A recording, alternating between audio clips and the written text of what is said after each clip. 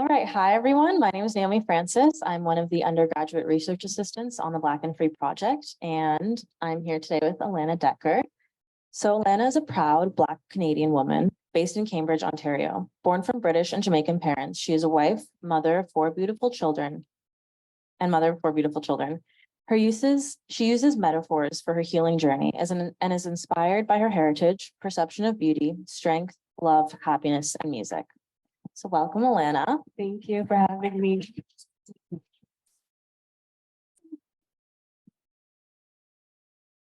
Can you tell us about the title of your work in the beginning? Yes, so I titled my work in the beginning. It's almost just a sentence, really, that is incomplete deliberately because I want folks to know in the beginning, my people started with Black excellence. So that's why it's called In the Beginning. It's in the beginning, we started with Black excellence. And can you explain your use of black, white, and gray mixed with the rich colors of red and blue? Yes, I really enjoy doing portraits in black, white, and gray. I think it brings the piece out, when I put the colors behind it. So, the purpose of it is for the layering. When I'm layering in black, white, and gray, it just looks much better. It looks nice. So that's really the whole reason behind it. I mean, I'm self-taught and I'm learning as I go. So as much as I'd like to make it very technical, it's natural. Well, it looks very beautiful. Thank you. And you reference Black British and Black Jamaican spiritual and religious practices. Can you explain how these connect to your engagements with Blackness and freedom? Yes. So, my father is Jamaican. My mother is Black British. Just a side note, it's funny because as a kid, I used to always wonder why my mom would always say Black British. And I'm like, why does she just say that she's from Jamaica? But she was born there, but I felt embarrassed because, when you're conditioned to think you're only supposed to be from one place and people are saying, well, where are you really from, right? It was hard to really take that in and tell people that. So if I were to say, my mom is Black British, they're like, well, she's Black. Now I understand why my mom was so proud to say that she was Black British. And I understand that now. So how that's connected to my art piece is just knowing where we come from. And then we are all over, right? We come from Canada, we come from Jamaica, we come from, my mom's from England. And there's nothing wrong with being Black and comfortable and happy in your own skin and saying where you're coming from. Yeah, absolutely. Thank you. And what does the person in the middle of your painting represent to you? It represents the here, now, the beginning. It's my ancestors for me. It's my people. I deliberately made that individual a very dark Black because, for colorism purposes, I'm very happy to be a dark Black woman, okay? Very proud of that. So in a lot of my paintings, I really like to show that so that people can feel comfortable in their skin and know that we come in all shapes and forms and colors and they're all beautiful. And your use of birds flying from the back of the head, it's so powerful. Can you explain why it was so important to include that? Yes, I actually have a tattoo of birds on my back and it's paying homage to my grandparents. They're passing, God rest their soul, rest in paradise. They're amazing people. But birds represent freedom. If you ever watch them in the sky, and I take time and I really take in nature. I love birds, but they work as a unit. They're very united. When one bird is flying and is tired, it moves to the back. And then there's another bird that takes its place. That's how we should move as a people. And that's why I love birds, because they are very united. So the birds in the back of the head, it represents freedom of thinking, freedom of unlearning and relearning, the freedom of being who you are and being your whole self, your true self. That freedom is so important. So the birds represent that, the freedom to really do your own research. Yes, people will say things to you, but not everything that is given to us is our truth. So I encourage to research. Thank you.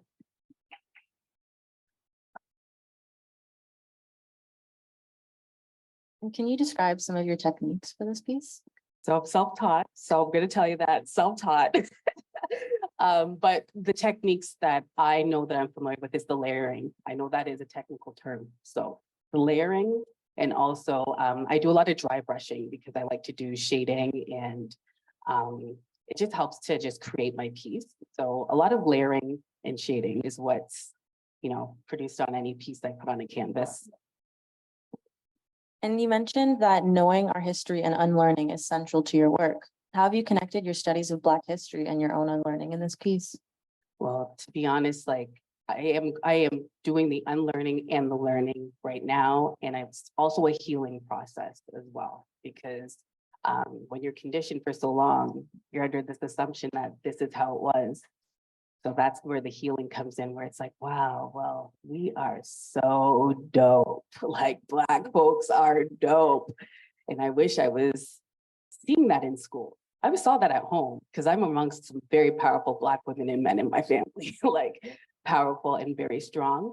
But yeah, just like, I hope I'm answering this question correctly, but yes, just that unlearning and relearning, that's just a part of my journey. I call it healing journey, also art journey. So with the reference to the piece there, that plays part in my whole unlearning and relearning as an individual. And what advice would you offer, if any, to up and coming artists? Oh, it's trust the process, trust in yourself. Yes, we do have imposter syndrome, and it's okay. You are good, you're great. Don't seek validation. Create based on what you like, not based on what is popular and what will sell. People can see who you are based on what you create. Please believe that. Don't look at social media and see how many people like it. Everyone saw it, even if you have that one like, and people are inspired. I promise you that. But a lot of people are very nervous to approach you because you're so dope. So just remember that. That's a great advice. Thank you. And what are your thoughts on the current state of Black artistry? I think we could be amplified more. We need to have those voices and, have the artwork more like brought to light. There's so many amazing Black art, like in our region alone, the amount of amazing artists we have, it's incredible. And it's really nice to be able to be amongst them, because I'm starting to, immerse myself in different spaces with great creative folks. But I think we could do more to amplify those voices. Yeah, and that's why we're all here today, right? And final question, what does being Black and free mean to you? No fear. Being Black and free means no fear. It means knowing that you do need to unlearn some things that you were taught. And just don't feel bad about yourself for thinking those things. We were conditioned. Now learn. Now let's learn. Okay. Yeah, that's pretty much what I want to say, is just being Black and free means to know my ancestors, know where I came from, knowing our spiritual practices, unlearning and relearning, and no fear.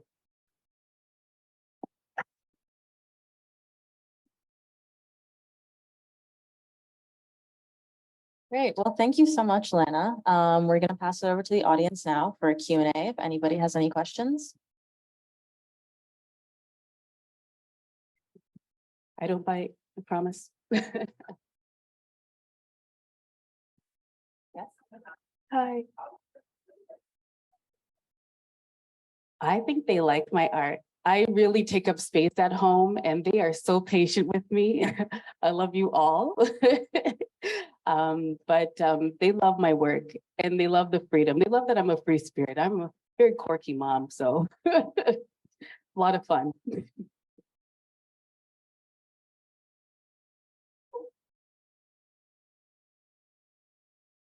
You know what? Art found me. During the stillness of COVID, life moves so fast. And when you have that moment to really stop and just, I think in the words of Oprah, it says, listen to the whispers.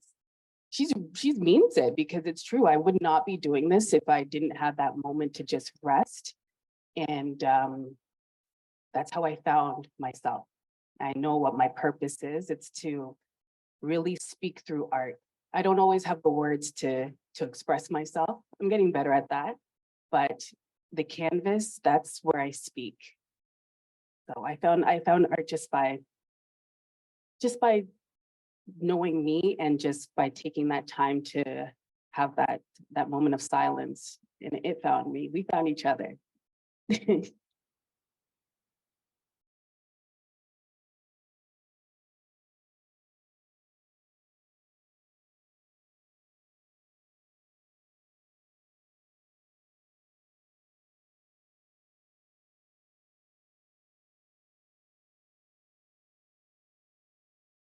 So you're very right, because originally I wanted to be in fashion design, and my mom's like, well, let's be realistic, okay? So I took business, which she was smart to say that. I did take business administration. So as a parent, what I say to my children, I'm going to support you no matter what it is you want to do. And you're free to, like, I don't want to live through you, because I'm already living my life. So I want my kids to know you live your life, and I'm here to support you. So that's what parents, I feel, should say. So then children don't, get into a program that they no longer want to be in.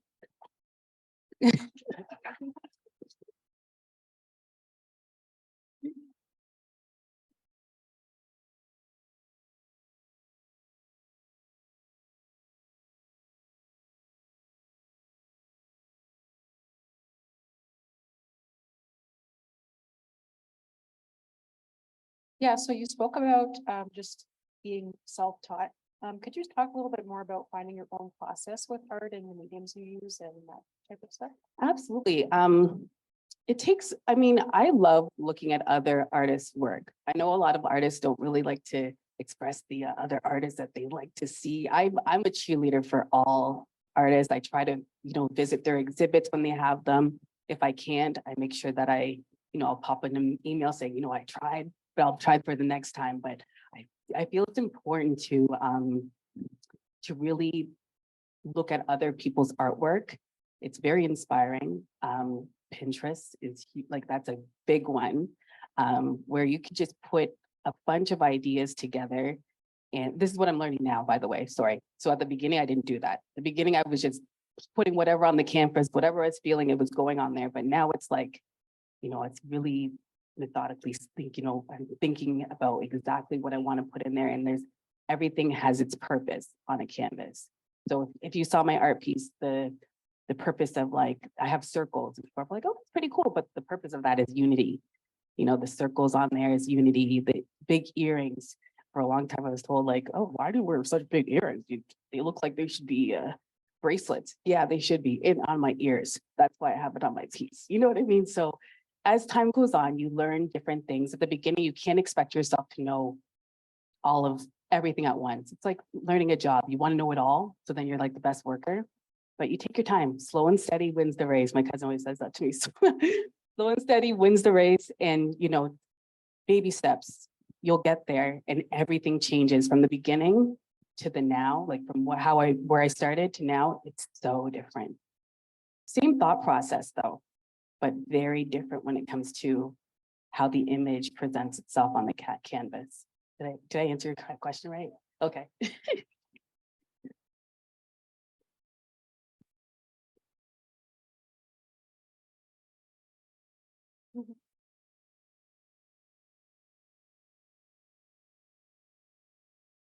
Okay, so you want me to elaborate on how? Mhm. Oh, how in the beginning we started with Black excellence? Well, yes, absolutely, because in schools we're taught, slavery, and there's always negative that's put alongside with Blackness. And times are changing where they're not doing that as much, but they could do more. So that, as a Black child in school, February, I was so nervous going into school, because I'm like, oh my goodness, what are they going to talk about? I'm the only one here. This is uncomfortable, right? So now we're learning that Black history, it should be celebrated 355 days of the year, right? But also we need to amplify the fact that we didn't start this way. We started as royalty. We started like we're very intelligent folks. That needs to be amplified, not what, like how they suppressed, our folks and all of that. Like I want to focus on the excellence, the positivity, because that's how we'll heal. Okay, sorry, I have a question. So as a Black woman, how do you feel like you have changed and grown and developed, reflecting back to before you started art and then after?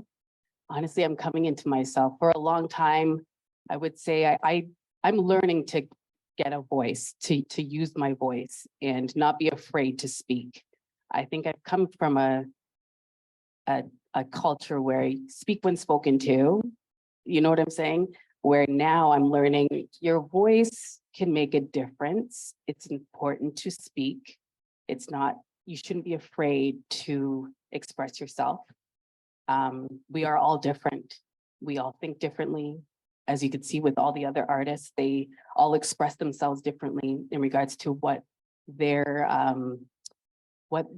meaning of Black and freedom means, right? So I just think for me as a Black woman, using my voice has become so much more important now. And in the beginning, just based on trauma and whatnot, I feel like this has loosened up. Yoga has helped with that, being amongst other folks, in putting myself in spaces deliberately that are safe for me, where I am acknowledged as being Alana Decker and not, oh, that Black girl. You know what I'm saying? Like, I'm getting into that.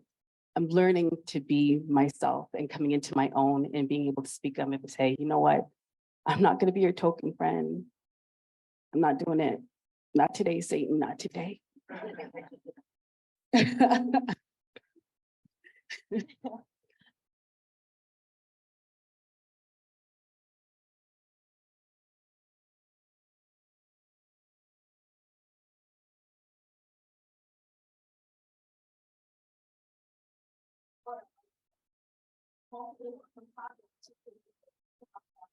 Yes. So I always, actually, when I was invited to participate in this amazing project, thank you, by the way, for involving me, because it means the world to me. But the first thing I thought of was the birds.